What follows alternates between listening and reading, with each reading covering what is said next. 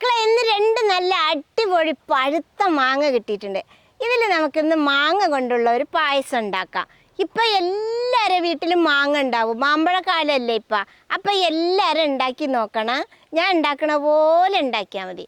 അപ്പം നമുക്കിത് സിമ്പിളായിട്ട് എങ്ങനെ ഉണ്ടാക്കുക എന്ന് കാണാം. അതിനു വേണ്ടി ഞാനിവിടെ 1/2 കപ്പ് സാബൂനരി വെള്ളത്തിലിട്ട് വെച്ചിട്ടുണ്ട്. സാധാ പായസം ഉണ്ടാക്കുമ്പോൾ സാബൂനരി സെപ്പറേറ്റ് ആയിട്ട് വേവിച്ചിട്ടാണ് ഉണ്ടാക്കുക. ഇത് നമ്മൾ അങ്ങനെ വേവിക്കണില്ല, പാലിലിട്ട് തന്നെയാണ് വേവിക്കുന്നത്. അപ്പോൾ ഒരു തിക്നെസ് ഒക്കെ കിട്ടും. നമ്മൾ ഈ ഫുഡിങ് കഴിക്കണ പോലെ നമുക്ക് ഉണ്ടാവും കഴിക്കുമ്പോൾ. ഇനി നമുക്ക് മാങ്ങയുടെ തോലൊക്കെ അങ്ങ് ചെത്തിയെടുക്കാം.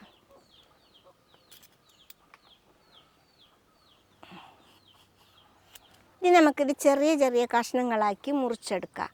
ആദ്യം നമുക്ക് ഇങ്ങനെ ഒരു വര കൊടുക്കാം, പിന്നെ ഇങ്ങനെ, പിന്നെ ഇങ്ങനെ ഇങ്ങനെ.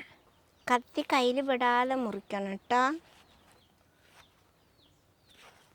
ഇനി നമുക്കിത് ഇതേപോലെ അങ്ങോട്ട് മുറിച്ചെടുക്കാം. അപ്പോൾ കുഞ്ഞു കുഞ്ഞു കഷ്ണമായിട്ട് വരുന്നുണ്ട്, കണ്ടില്ലേ? നമ്മൾ ഇതിലൊരു 1/4 ഭാഗം മാങ്ങ മാത്രമേ മിക്സിയിൽ അടിച്ചെടുക്കുള്ളൂ കേട്ടോ. ബാക്കിയുള്ളത് അങ്ങനെ നമ്മുടെ പായസത്തിലിടാനാണ്. അപ്പോൾ നമുക്ക് കടിക്കാനും കിട്ടും, കുടിക്കുമ്പോൾ നല്ല ടേസ്റ്റ് ഉണ്ടാവും, ആസ്വദിച്ച് കുടിക്കാൻ പറ്റും. ഇത് നമുക്ക് മിക്സിയിൽ അരയ്ക്കാനുള്ളതാണ്. അപ്പം നിങ്ങൾക്ക് എങ്ങനെ വേണമെങ്കിലും മുറിച്ചെടുക്കാം കേട്ടോ.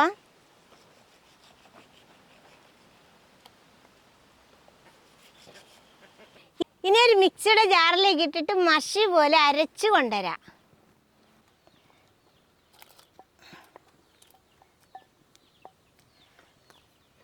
ഇതേപോലെ മഷി പോലെ അരച്ചെടുത്തിട്ടുണ്ട് കേട്ടോ.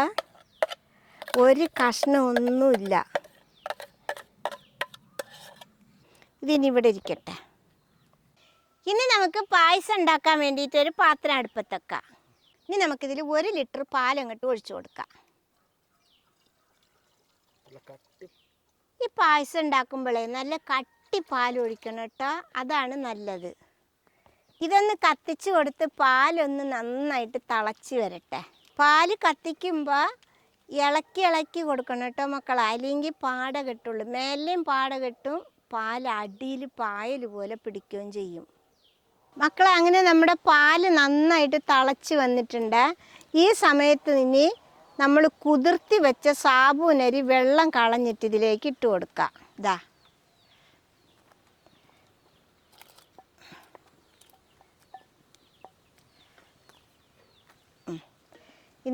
ഇനി നമുക്കിത് നന്നായിട്ടൊന്ന് ഇളക്കി നമ്മൾ ഇട്ട് കൊടുത്ത സാബൂനരി ഗ്ലാസിൻ്റെ പരുവത്തിൽ വെന്ത് വരുമ്പോൾ നമുക്ക് പഞ്ചസാര ഇട്ട് കൊടുക്കാം. ഇപ്പം തന്നെ ഇട്ട് കൊടുക്കുകയാണെങ്കിൽ നമ്മുടെ സാബൂനരി വേകില്ല. അതുകൊണ്ടാണ് ഇത് വെന്തതിന് ശേഷം പഞ്ചസാര ഇട്ട് കൊടുക്കുന്നത് കേട്ടോ. മക്കളെ ഇത് പാലിലിട്ട് വേവിക്കുമ്പോൾ പാല് നല്ല തിക്കായിട്ട് വരും.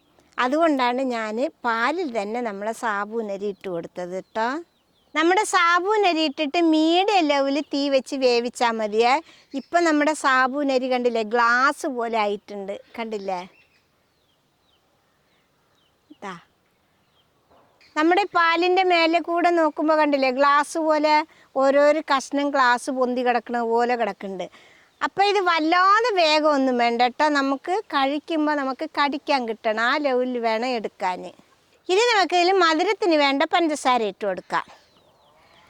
ഞാനിതിൽ 1/2 കപ്പ് പഞ്ചസാരയാണ് ഇട്ട് കൊടുക്കുന്നത്.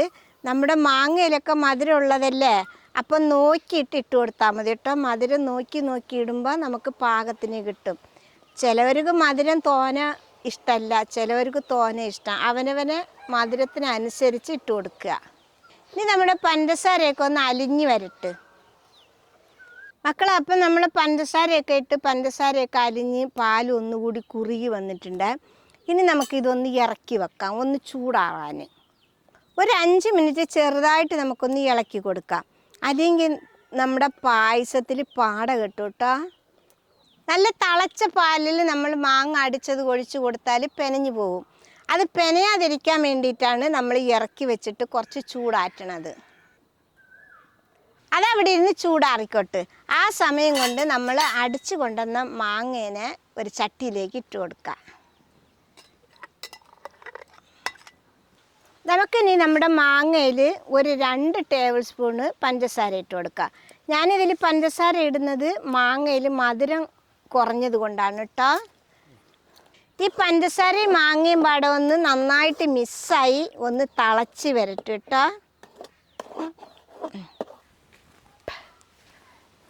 ഇപ്പം നമ്മുടെ പഞ്ചസാരയൊക്കെ അലിഞ്ഞ് നമ്മുടെ മാങ്ങയിലൊക്കെ മിക്സായിട്ട് ഒന്ന് ചൂടായി വന്നിട്ടുണ്ട്. ഈ സമയത്ത് നമുക്കിനി ഇത് ഇറക്കി വെക്കാം. അപ്പോൾ ഇനി നമ്മുടെ പായസം സെറ്റാക്കി എടുക്കാം. നമ്മുടെ മാങ്ങയും ഒന്ന് ചൂടാറി വന്നിട്ടുണ്ട്. നമ്മുടെ പാല് ഒന്ന് ചെറിയ ചൂട് വിട്ട് ബാക്കി ചൂടൊക്കെ ആറിയിട്ടുണ്ട് കേട്ടോ. ഇനി നമ്മുടെ മാങ്ങേനെ പാലിലേക്ക് അങ്ങോട്ട് ഒഴിച്ചു കൊടുക്കാം.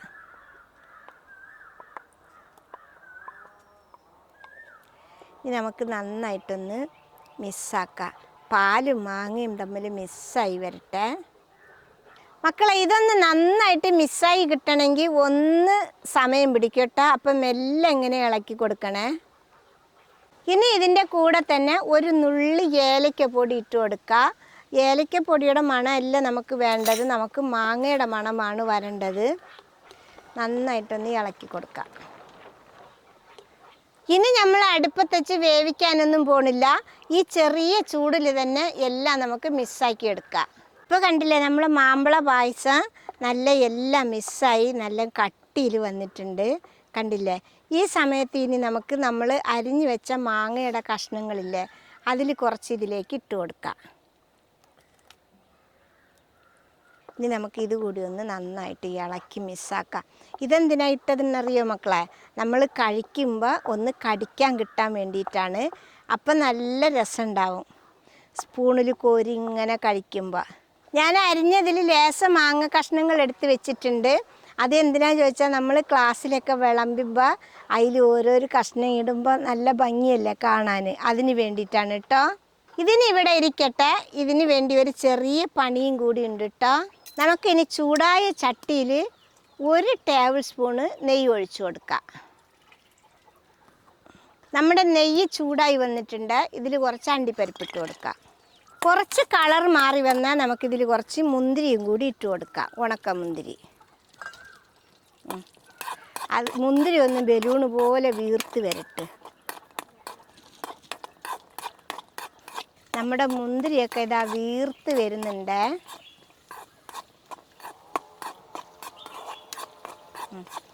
നമ്മുടെ അണ്ടിപ്പരിപ്പും ഒരു കളർ മാറി നമ്മുടെ മുന്തിരിയൊക്കെ നന്നായിട്ട് വീർത്ത് വന്നിട്ടുണ്ട്. ഇത് നമുക്ക് ഇങ്ങനെ എടുത്ത് നമ്മുടെ പായസത്തിലേക്ക് കൊട്ടിക്കൊടുക്കാം.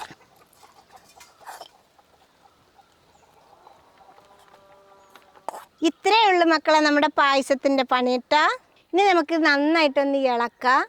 അങ്ങനെ നമ്മുടെ പായസം നല്ല അടിപൊളിയായിട്ടുണ്ട് കേട്ടോ.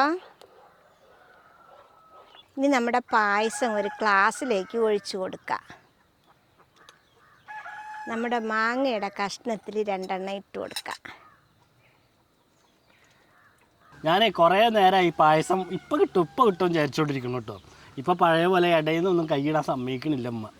അതുകൊണ്ട് ഞാൻ എന്തായാലും ഇപ്പോൾ ഒന്ന് കുടിച്ചു നോക്കുകയാണേ.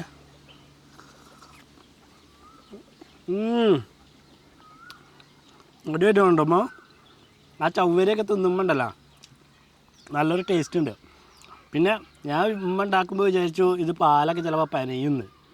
പുളിയാണല്ലോ മാമ്പഴം. അപ്പോൾ അത് പെനയാത്ത രീതിയിലാണ് ഞാൻ ഉണ്ടാക്കിയത്.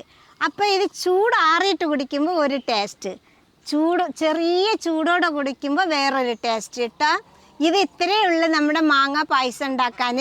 എല്ലാവരുടെ വീട്ടിലും മാമ്പഴം ഉള്ളതാണ്. എല്ലാവരും ഒരു പ്രാവശ്യമെങ്കിലും ഉണ്ടാക്കി നോക്കണം. ഇഷ്ടപ്പെട്ടാൽ സബ്സ്ക്രൈബ് ചെയ്യുക, ലൈക്ക് ചെയ്യുക, കമൻറ്റ് ചെയ്യുക, ഷെയർ ചെയ്യുക. മക്കളെ ഫോളോ ചെയ്യാനും കൂടി മറക്കരുതേ.